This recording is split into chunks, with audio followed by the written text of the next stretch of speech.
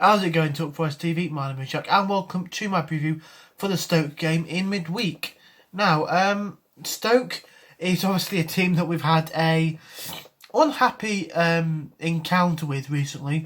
They played obviously against us at the City Ground back end of last season, where they put the nail in the coffin for our playoff hopes. But yeah, I think it's a game that we're going to want to win, obviously to make amends for that.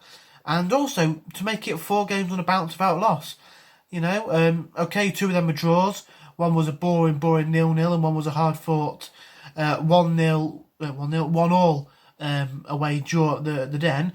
But you've got to take the positives. It's going to be another game if we don't lose this one. I would take a point. They're 7th in the league, enjoyed a nice season. I think they're unbeaten in 4. Okay, I think 3 of those are 0-0 draws.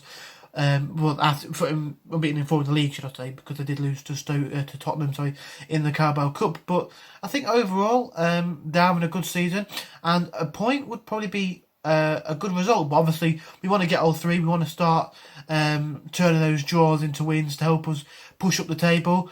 I think, looking at the team, you need to start Embiso again. He looked good in the 2 games before being dropped. I don't know whether he was dropped for fitness reasons.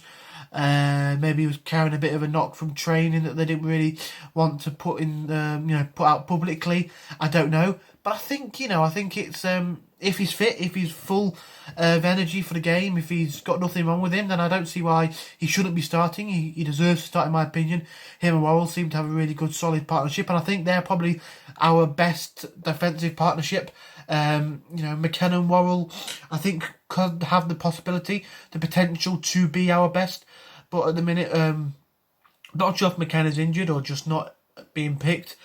But I think those 2 look really good together, look really solid, and together they've got a good understanding of how each other play. And I think, when they're like that, why drop them?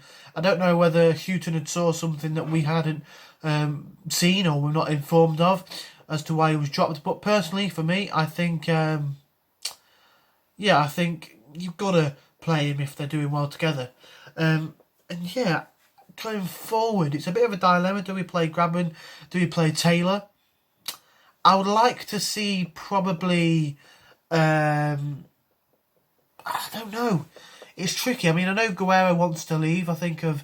I didn't read it, but I saw an article pop up on the One Football app earlier on today saying about that. But I think in terms of the striker, I don't know. Grabban scored more recently out of the 2. You would think he's probably the more likely to start based on that, but it just depends. Taylor can run his socks off all day, make himself a real nuisance, and bring other players into the game. So bring other things. Do we go 2 up top?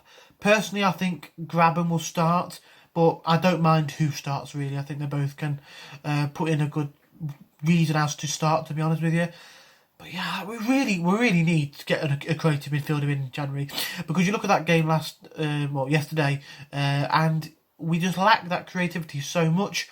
I think you've got to look at in the summer even recalling Carvalho if we were allowed to do so, or looking at somebody else. I know we've got Freeman, but he's not really hit the ground running.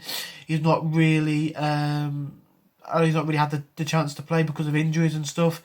If he can get in the squad and show us the sort of form that got him a move to the Premiership before coming to us on loan, then I'd be delighted. But I think we need that sort of creative midfield. I know we've got Cafu as well, but I don't know, we just need somebody else, I think, who can play that killer ball, killer pass, and make something out of nothing, which maybe we don't have at the minute. But yeah, in terms of the lineup for me, I'll go Samba, Christie, Embiso, Worrell, Ribeiro.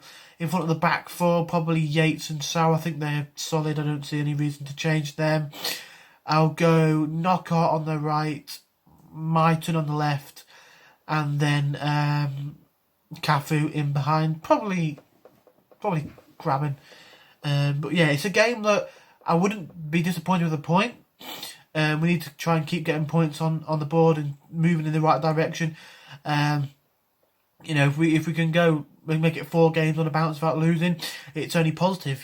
Obviously I want us to win, and I could see us winning.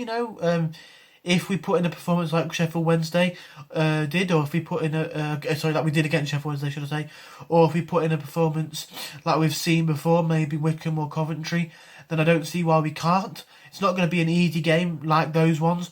It's going to be a bit more of a difficult one, but I've got a feeling that we could at least get a point from that one.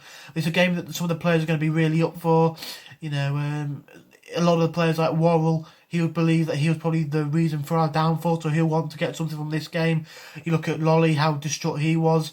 If he gets a chance on a pitch, you would want to see him put it right. But yeah, I think overall, the players who were here last season are going to want to put this right, and I could see us getting a win from it. But overall, I'd probably say 1-1. I think the score will be. But in terms of the scoreline altogether, I think my head says, like I said, 1-0. My heart, 2-1 Forest. And if we win 2-1, I'll say the scorers will be Cafu and Martin.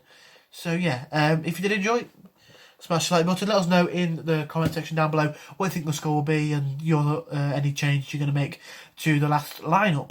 So yeah, like I said, smash the like button, subscribe to Talk Forest TV and TFTV Extra, and come on, you Reds.